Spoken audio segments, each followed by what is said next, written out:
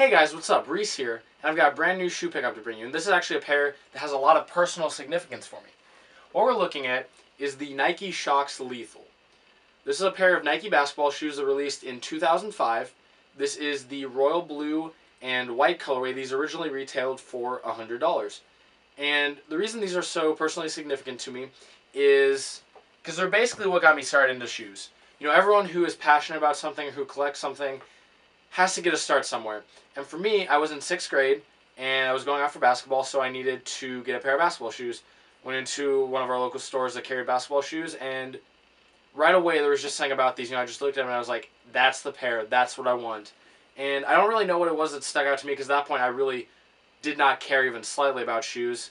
I'm assuming just, you know, it's the fact that the Shox are kind of something, you know, a little unique. They have a different look, especially back then. You know, for me, I was like, wow, that's different. You know, I don't see that all the time. And so I kind of wanted to try out something, you know, new.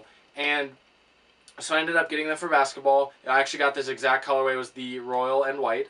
And it kind of starts like, you know, it wasn't anything major. It's not like right there I was like, oh, I like shoes now. But it just, you know, I started paying attention to shoes. I started being interested in learning more about shoes and eventually starting to buy more shoes. And so it was just a cool thing for me. It's really what started it all, like I said. And so I was on eBay recently and I saw this pair and I just couldn't pass them up, because, you know, it's not like a pair of Air Jordans that released 8-10 years ago that, you know, there's kind of a demand for them. You know, there's not super high demand for a pair of Nike Shox basketball shoes from the mid 2000s. And, you know, I have looked occasionally, but usually, you know, you'll see pairs that maybe someone played in for a while and they're like, okay, I'm kind of done with these now. Maybe I can get 20 bucks on eBay.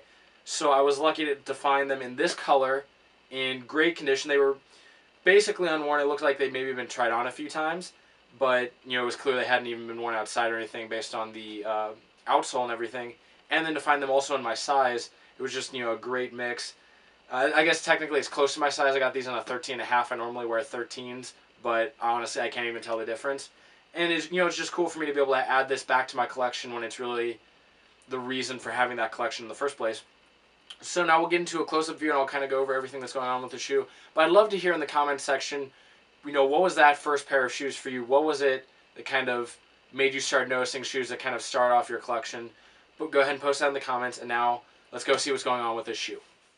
Here we go with our close-up look of the Nike Shox Lethal in the royal blue and white colorway. Again, this is a pair of shoes released back in 2005. The main part of the upper is a white leather. It's nothing super crazy, but it's actually pretty good quality, especially for just kind of, you know, a run-of-the-mill basketball shoe. You've got on the toe box and then up along the sides here, you've got these little perforations just for a little bit of breathability. Right here, you've got your royal blue swoosh, and it's kind of like a nubuck material, excuse me. And it's actually, if you look really closely, I'm not even going to try to pick it up with the camera because I know I won't get it, but it's got like faint, almost elephant print detailing. That's something I never noticed back, you know, when I originally had these. And you've got thick white stitching around that. You can also see in the leather, you've got these kind of molded in, you've got these waves that kind of come up along the side and just add a little bit of extra texture to the shoe, and also kind of tie in with the waves back here. Before we get to that though, you've got a band of white leather around this back section.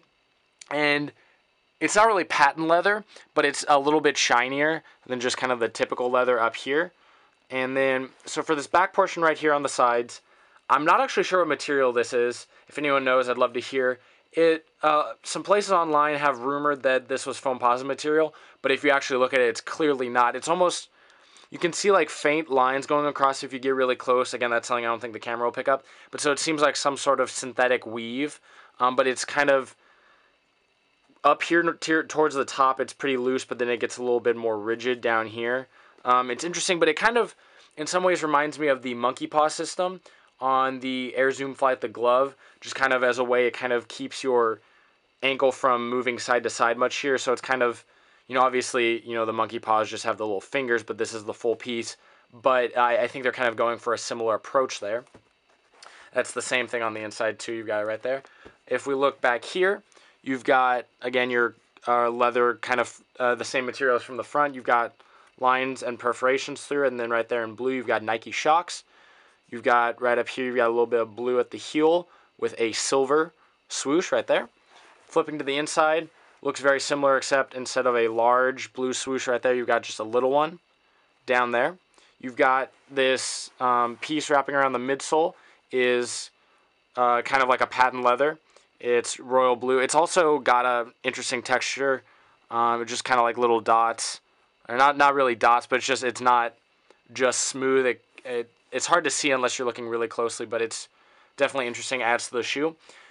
Right here you've got these little teeth grooves, similar a little bit to the Air Jordan 5, and you've got spelled out on each one. You've got Zoom, and that gives it lets you know that these have Zoom air cushioning.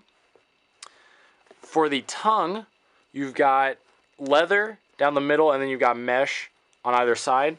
Right there at the bottom it says Flight in blue. You've got just your standard white laces. And then up here at the top, you've got your blue leather, and you've got your Nike Shox symbol in silver. The lining is blue, and then down in the bottom it says Nike Shox. It's the other way. Nike Shox. I guess the last part to look at on the upper really is the Shox themselves. You got the blue Shox with these white pieces in the middle, just add a little bit of something. If we look at the back, you've got this little portion that curls up. It's blue on the outside, and then you've got the white on the inside, and you've got this blue piece that wraps around there at the bottom. If we flip to the outsole now, you've got a mix of mostly blue and white. You've got a gray swoosh right there. It's a fairly typical basketball traction pattern. Back here you've got this little opening, and it's just kind of, this is more of a plastic material, and you've got, right there, you've got the Nike Shox symbol in some clear plastic. I remember that was like the first thing on my pair to go bad. It just cracked up, and I mean, it didn't really affect anything, but it kind of looked a little iffy, not that anyone ever sees it.